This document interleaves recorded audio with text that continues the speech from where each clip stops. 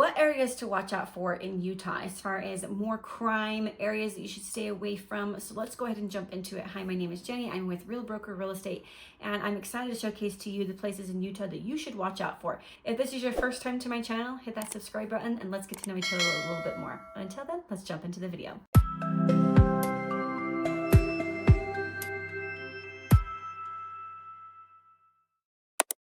Okay, the 4 topics that we're going to be going over in this video about what areas to watch for is obviously the high crime rates in Utah, the economic concerns and the high unemployment areas, the city's struggling with property crimes, and number 4, the environment and recreational crime risks. So let's jump into this, talk about it. And the first one we're going to be talking about is the high crime areas in Utah. So South Salt Lake is actually your number 1, known for the highest crime rates. They have 242 violent crimes a year compared to a small population size. Let's jump into a web page that I want to talk to you about. There is also the 10 safest cities for Utah. So we have Kaysville, Saratoga Springs, Syracuse, Harriman, North Ogden, Payson, Pleasant Grove, Spanish Fork, and Riverton. These are the safest areas. Let's look at the property crime rates. So literally we have fear versus reality in Utah. Package theft is the most worrisome, a 58% category of crime in the Beehive State, which reflects the overall increase package of theft experiences up to 60%. A survey year, okay? So let's look at this. 43% are concerned about property crime happening to them. Let's talk about crime rate, and let's talk about the reality versus the fear of crime rate in Utah. So Utah is a very fear-driven state. With that is because of the Christianity-based religion of wanting to have everything be perfect and wanting to live so perfectly well with not lying, not cheating, not stealing. And so the idea of thinking of crime coming to Utah is a real fear. But I really want to talk about the reality of fear versus what's actually happening. According to the article that we have in here by SafeWise, which is Utah's safest cities in 2024, they have a census report of a safety report, okay? And the property crimes, fear versus reality. 43% are concerned about property crime rates, but literally they are 9 points lower than the average of Utah, which is 52%.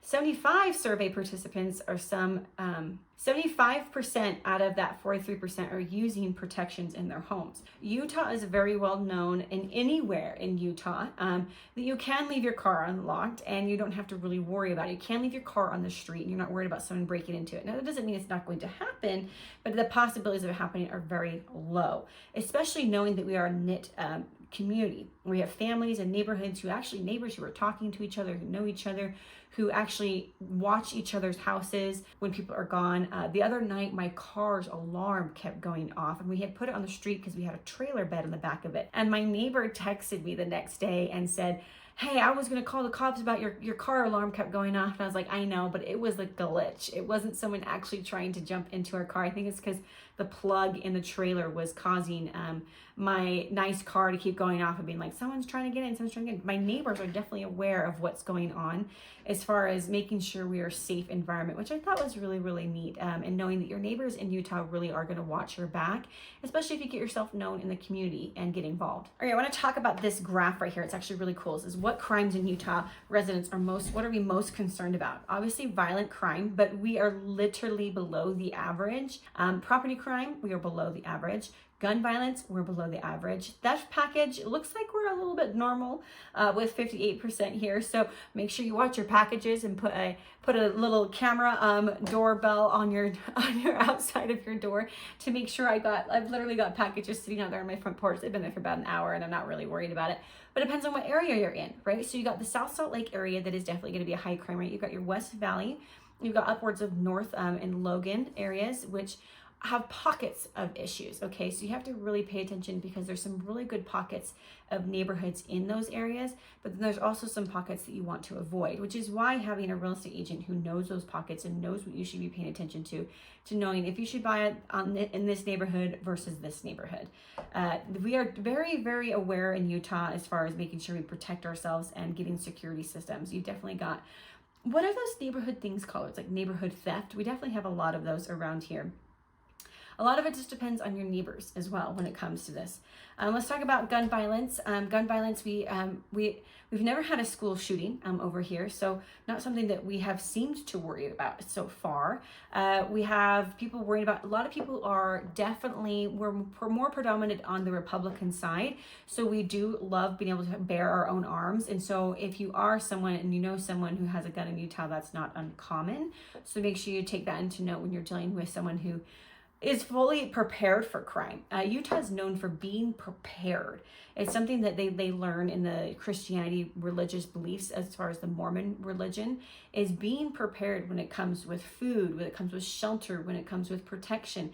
So you're going to have a lot of people who are very much overly prepared, which can be something that you like or something that you don't like. Just kind of depends on you and if you want to be around people who are prepared for the worst case scenario that could be happening. Now, on the opposite spectrum, let's look at the safest cities to live in. We've got Alpine, Highland, Kaysville, Saratoga Springs, North Ogden, and Payson.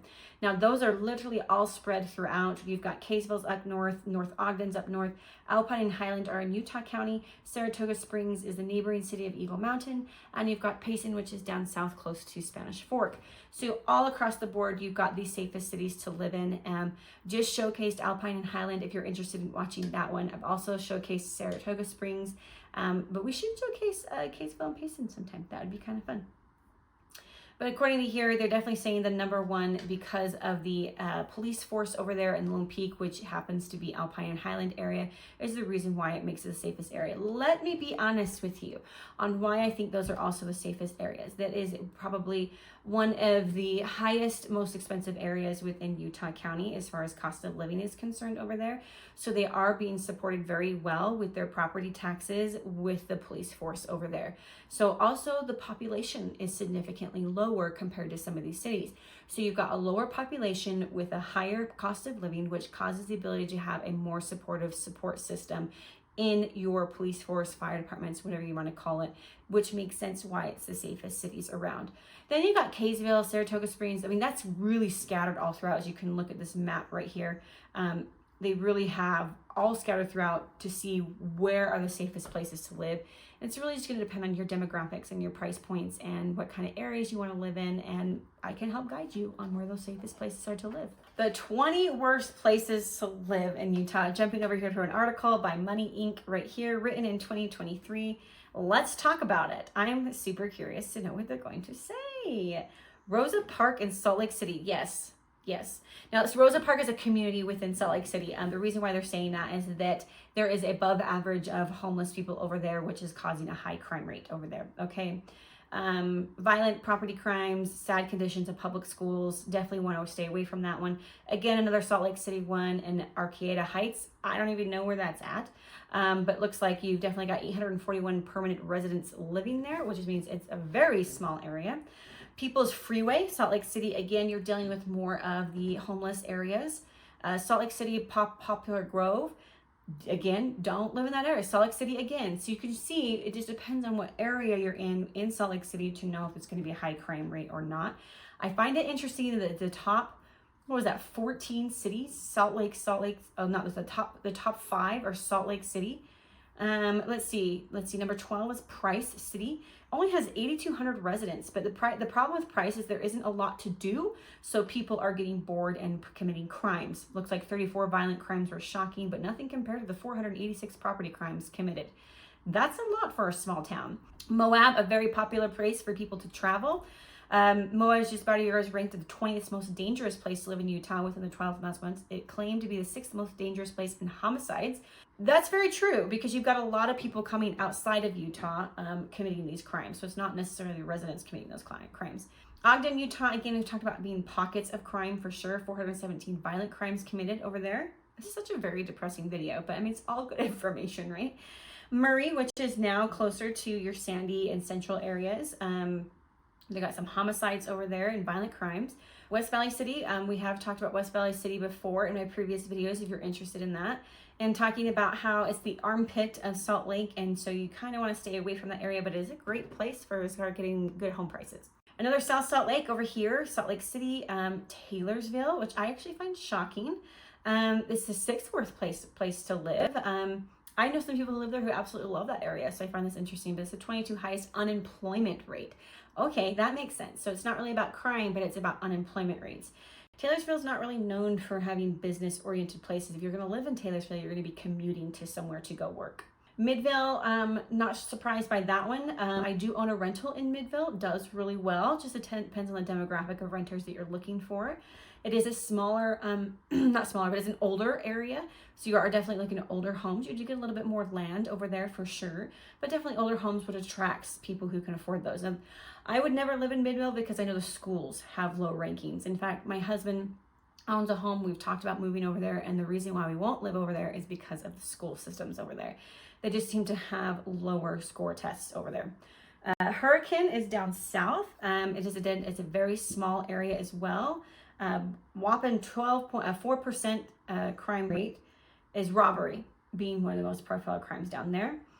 Grantsville, again, is a small town. People are getting bored. They don't know what to do with their lives, and they're committing crimes.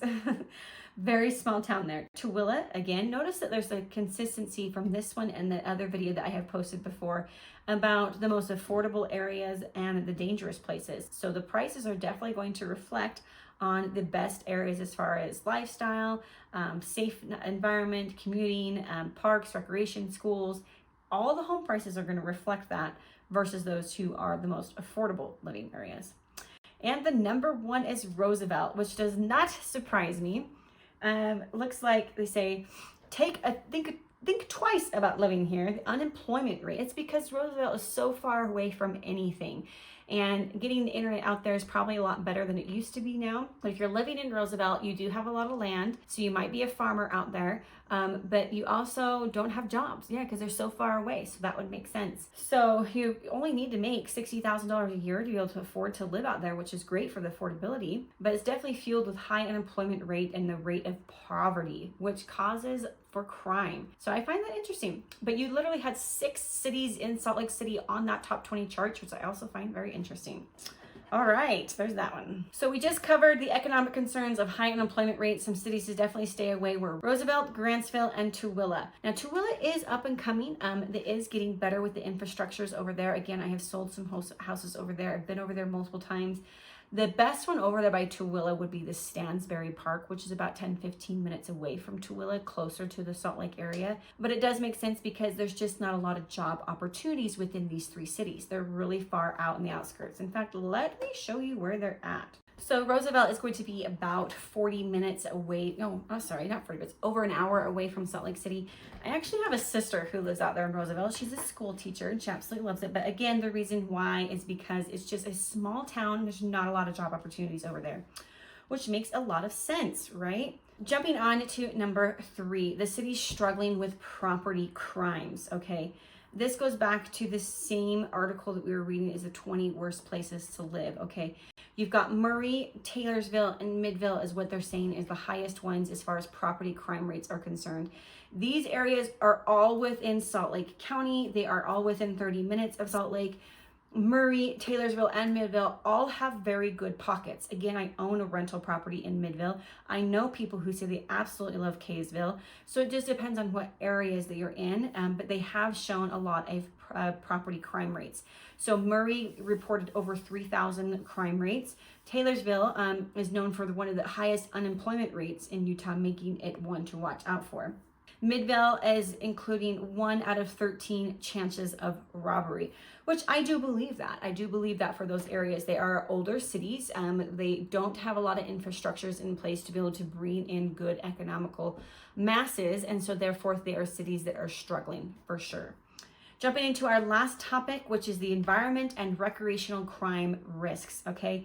Parks and areas of recreation. So areas such that bring in mass populations. Utah is known for their 4 national parks.